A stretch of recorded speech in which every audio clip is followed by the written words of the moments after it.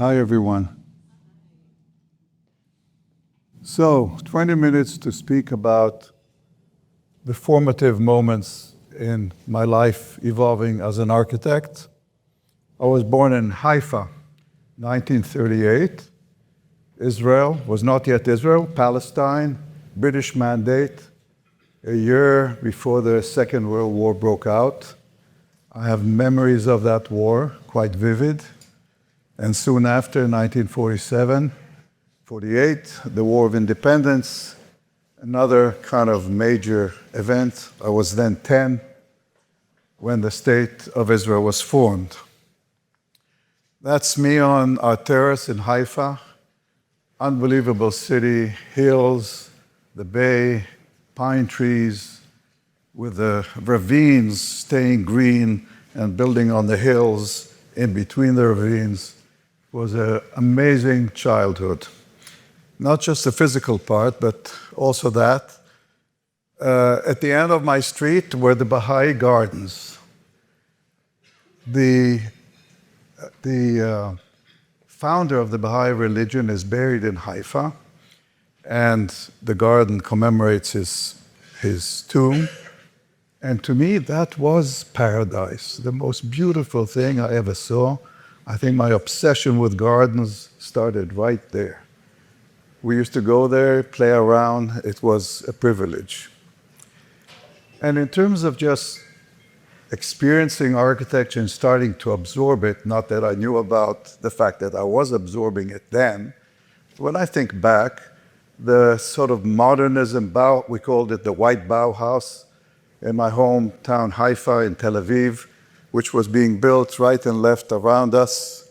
And then just side by side, in the same cities, the vernacular, the Palestinian, Arab, Mediterranean vernacular, which was equally impressed upon me. I put them here together, the kind of Haifa modernism, and this is Tiberias, where we did spend a lot of time on the Lake of Galilee. And this juxtaposition has been part of my life. Western, Germanic, a lot of the parents of my kids spoke German on Mount Carmel. They were newly arrived immigrants. My own family hearing Arabic. My father came from Syria, as well as French. All this kind of mix, maybe because I was born to a family that came from the Middle East, loving Arab music and the culture of the place, and at the same time, the West. And it was an extraordinary time of spiritual and political idealism. It's very hard to convey today, with the world as it is, 80 years later, what it felt like to be in a country in the making. And I picked those posters because they seemed to me to give, of the era, the sense of the place. I had a beehive on my roof in my house in Haifa. I raised my bees. I was obsessed with the geometry of the beehive and the whole process. We lived in cities, but we raised animals and food, agriculture.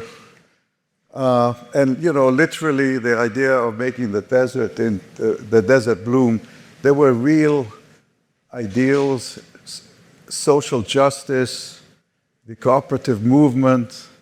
The bus drivers in my city owned the buses collectively. This was something that got deep into me. So by age 15, when I left Israel, which for me was traumatic, and I suppose I should say a word about it, I was very formed in terms of my political attitudes. And I think they've evolved, but I think that basically were formed by that time. A few things interesting about that image is I'm 15, I'm leaving Israel, and I've never been on a plane before. And I'm thinking my kids and my grandkids, they've been 3 times around the world at age 1. And here I am, 15, first time I'm getting on a plane. The circumstances were that my father could not adjust to what was then a very socialistic government. He called them the Bolsheviks. He was a businessman, a merchant, He felt he wanted private enterprise. He felt discriminated because he was a Sephardic Jew.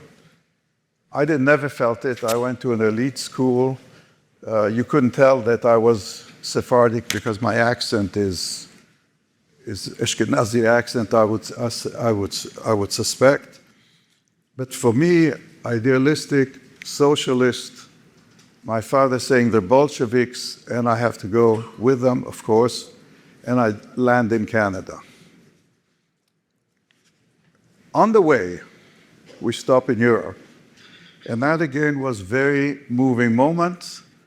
I was very unhappy leaving, but we went to Milan, Rome, Paris, London. I think it was a sort of appeasement trip to make us a little more cheerful.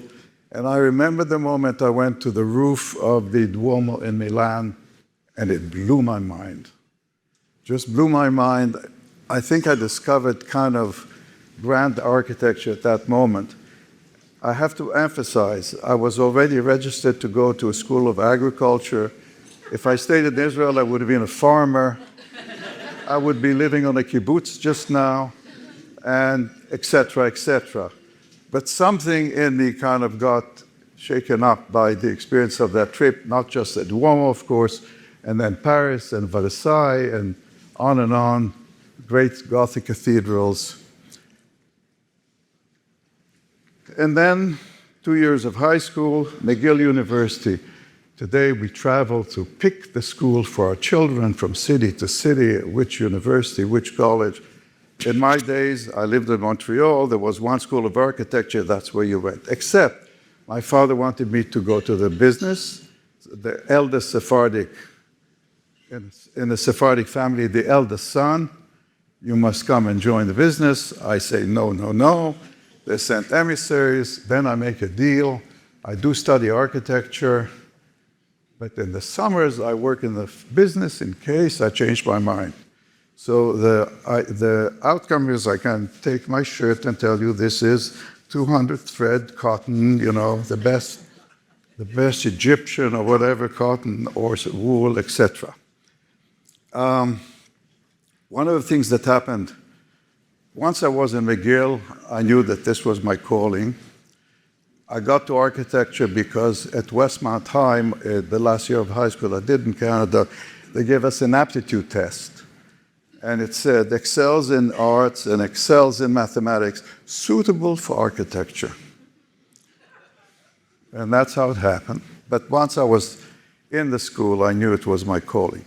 And in the 5th year of 6, I got a scholarship to study housing in North America, one student from each school of architecture in Canada. We traveled together, and we saw Levittowns and public housing, Chicago, Philadelphia, New York. We traveled the whole country.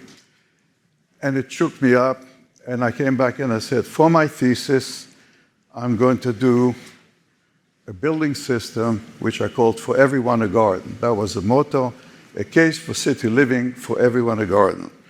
And the idea was that we could prefabricate, we could cluster things and try and create gardens and the qualities of a house in a multi-story high-rise apartment building. Reinvent the apartment building. That's me working at McGill with some of my study models, and one of the models that were part of my thesis presentation. By then, my father was very happy because I was getting all the very high grades. And I should emphasize that to do my thesis, I asked for a tutor, a thesis, who was not on the faculty. It was Sandy Van Ginkel, the partner of Aldo Van Eyck, part of the Team 10 group in Europe who came to Montreal, and I heard a lecture of his and I said I wanted him to be my thesis tutor.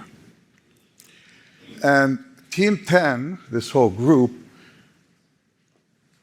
Giancarlo De Carlo, Candilis, to mention some of the names, were a big influence because they were the counter to the modern movement.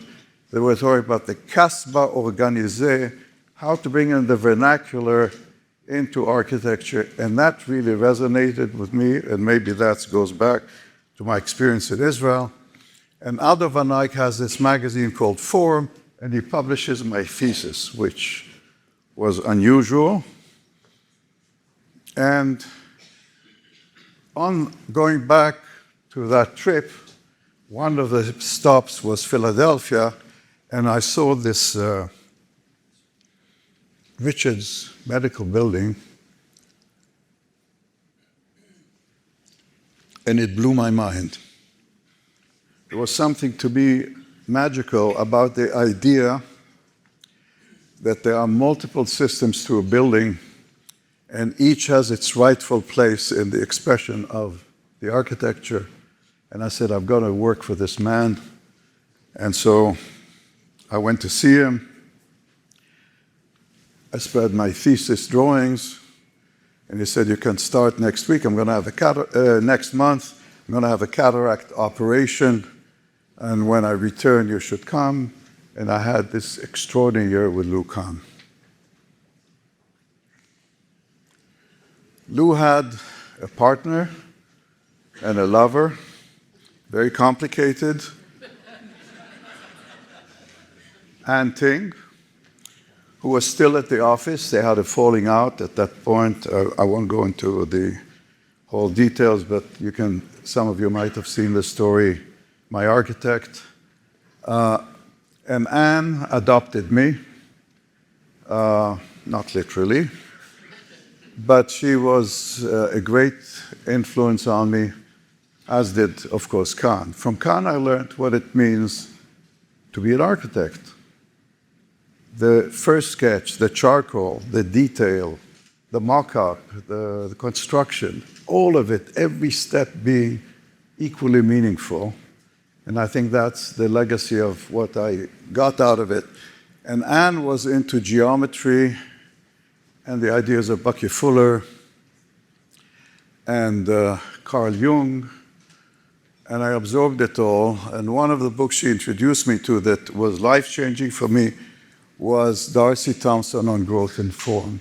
When I understood the idea of fitness in the morphological sense of how form evolves in nature to respond to the survival, to the role of the design in the life of the organism. And these examples of structurals of a wing with all lightweight with maximum strength, or the geometry of a woven web, or the even transformation of organisms from season to season, all ideas that really felt this is about the essence of architecture. Also very important was a meeting with Bernard Rudofsky, who then had the exhibition at MoMA, Architecture Without Architects. And I'm looking at these page by page of beautiful villages and farmhouses and pigeon structures, which were designed by people who never saw a school of architecture, never had a degree of architecture, and they're sublime architecture. And you say, how could that be? And it could be because it's evolutionary, because it's a completely different process. And so I started understanding architecture as two currents, the vernacular, which evolves, and high architecture, like the Renaissance, which develops in a completely different way. And maybe I made too big a distinction between them because it became like two attitudes towards design. One of the people, then again, comes the fairy tale. While I'm at Louis Kahn's, Sandy Van Ginkel, my tutor, shows up a year after I arrived. He says, we're going to have a World's Fair, and I want you to come and head the design team that's going to do the master plan. And I said, Sandy, that's very nice. I just arrived here, but if I'm going to come back, I have a condition, that I'll be able to develop my thesis as a possible pavilion for the exhibition. And that would mean that I, as a civil servant working for the company that's building the expo, on my pastime could develop this idea further. And one of the people who are at the expo coming and going is Bucky Fuller, doing the great, beautiful dome. of the American Pavilion, and he became a real supporter. I remember the day he came to the office and he gave me this charm: good luck to build habitat. And here I am at age 28 with my daughter at the construction site. So this is kind of the fairy tale. Later on, I'll tell you that there's also great disasters and disappointments. And this architecture, it's all about up and boom, down. In fact, right after Habitat, there were 6 Habitat commissions: Puerto Rico, Washington, Tehran, New York, all developed in great detail, none of which got built. In '67, right after, we were invited to the Aspen Design Conference, and I was invited together with Chris Alexander and Charles Correa, both of which became lifelong friends, both of which are not with us anymore. And Chris particularly, in his books, The Pattern Language and The Nature of Design, I found to be the most significant theoretical thinker about the profession. We became very close and very tense. I mean, we believed in the same things, but I was building and he was not, and it was tense, but this began here at Aspen in the conference and became a very important kind of part of our intellectual development. In '72, I was invited to Yale with the Davenport Chair, my first crack at teaching. I was still very young. I was 30, I think, or 31 or 32. And I invited the students in the studio that we together would submit a design for this competition going on in Paris that became the Centre Pompidou. And this was unusual, the faculty and the students actually collaborating on a competition. I think it's the best studio they ever had because we were really kind of day and night working on this. This is Buzz Udell on top, who was one of the students. And we produced a scheme. It wasn't quite ready to send when the semester ended, so they all came to Montreal, spent another 3 weeks, sent it in, and we were one of the bunch of second prizes that they gave. So life would have been different for many of the students too. And there we are in Chinatown in Montreal. In the 60s, in the 80s, mid-80s, in the 70s, that's before I went to Harvard, several of us got together to try and define something about a habitat bill of rights. You can see the participants: Sert, who was then dean, Ardalan, who is an Iranian architect, Doshi, you all know.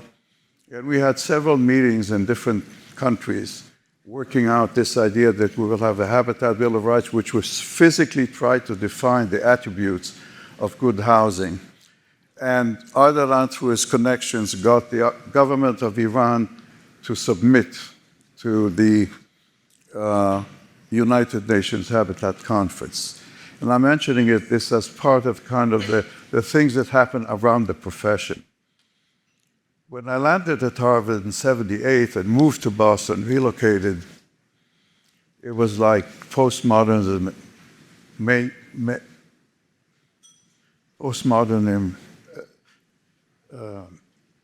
madness, let's call it. And it really upset me and shook me up to the roots. Everything I seemed to believe about architecture was being contradicted. And Venturi's book that came out, very influential, and I feel deeply disagreement with it. And then around that time. There's the Aspen conference called Form and Purpose, and wrote a book with that title, and wrote an article in The Atlantic, Public Jokes in Private Places, which didn't go well with my colleagues. Frank Gehry told me, "You have no idea how much we hated you." I don't regret having written it, but it was a difficult thing to live with the consequences. We talked about the triumphs, but I think it's important to talk about the deep disappointments that we experience as architects. In the 80s, for 3 years, I was working on Columbus Center in New York, working drawings finished, steel ordered, stone purchased, Paul Goldberger hating it, the New York Times hating it, people walking in with black umbrellas. You will recall, some of you, in Central Park, because the building would cast such a shadow. Little did they know what's coming on 57th Street a few years later. And then the market tanks, and Solomon Brothers, who are one of the major tenants, cancel, and the project cancels. So I had to lay off 40 people in a day in the New York office that we had. Another disappointment, the Opera House in Toronto, Ballet Opera House, competition, Jim Sterling, I forget who the others were. Finally, you win it. Working drawings, 3 years, begin construction, elections. The socialists came in. Seems like déjà vu. And the Socialist Party, in Ontario it was, operas for the rich, canceled. So these kinds of disappointments are part of the experience. You got to climb out of them. And as much as you have the joys of opening a project that you're so excited about, you got to live with the disappointments. Just in terms of teaching, which became a very exciting 10 years in my life, inventing the idea of sponsored studios. I think they've become quite commonplace. The first year that I proposed it at Harvard, it had to go to the legal council of Harvard. How could Harvard put its name on studios which have a purpose? And that's where the students a whole group of students visiting Jerusalem, where we're using the name of Harvard to actually open the doors and get the Palestinian community and the Israeli community to talk to each other and to explain the issues in the city. And so, again, that's running parallel with the work in the office itself. And things go on in life. So I want to conclude by just talking about clients, because that's part of our lives. And much of what we do is conditioned by this relationship with clients. Gene Boggs at the National Gallery, Adelson, for whom we built Marina Bay Sands, who told me that Barack Obama never went to Harvard. It's a bluff. And so just a variety of relationships. Louis Sullivan said, great buildings don't occur without a great client. He also said, most clients get the architects they deserve. And maybe you could say it in reverse. Most architects get the clients they deserve.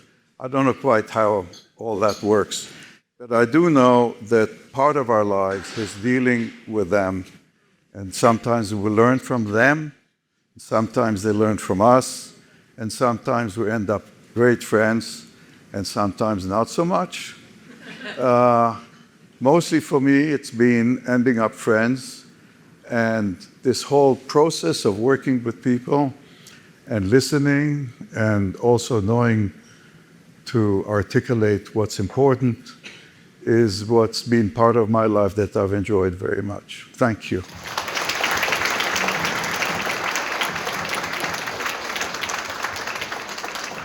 Your life as an architect, there are so many periods that are very interesting. And you talked about the ups and booms, as you said. I wonder, what do you feel that, what part of your personality helped you the most as an architect? What do you think that of your personality was helpful to overcome the ups and booms?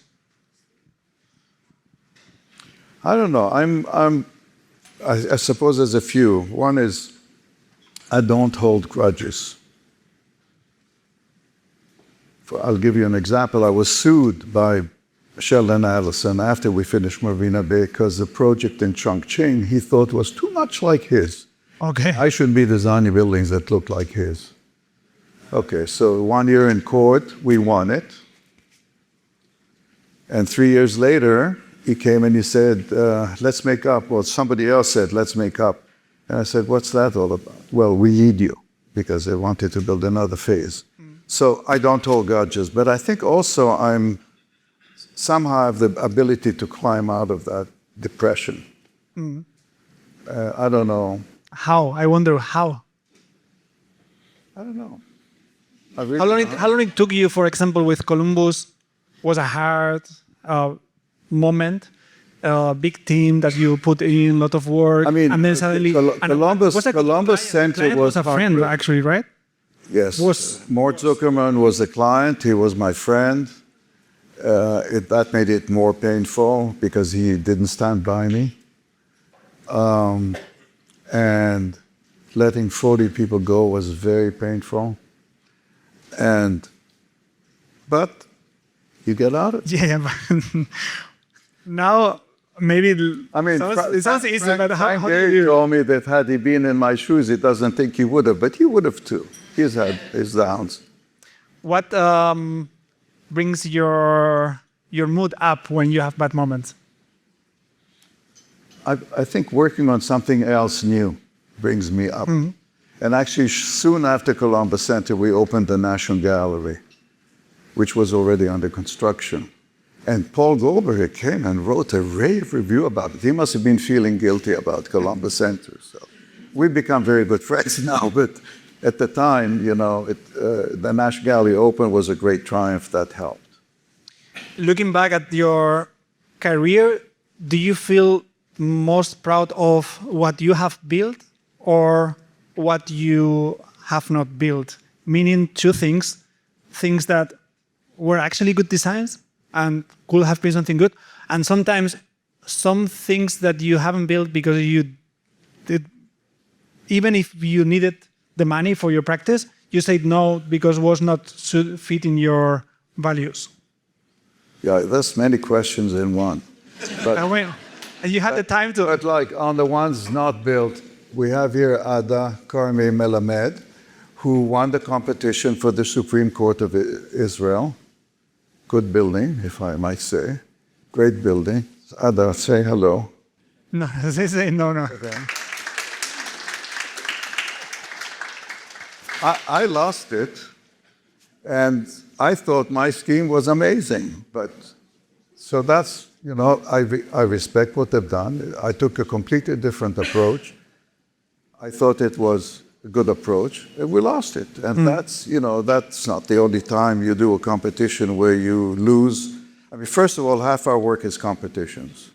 It's hard to and I'd say half, more, less, something. And I'd say you lose half. Some of them are really good schemes, so that's life.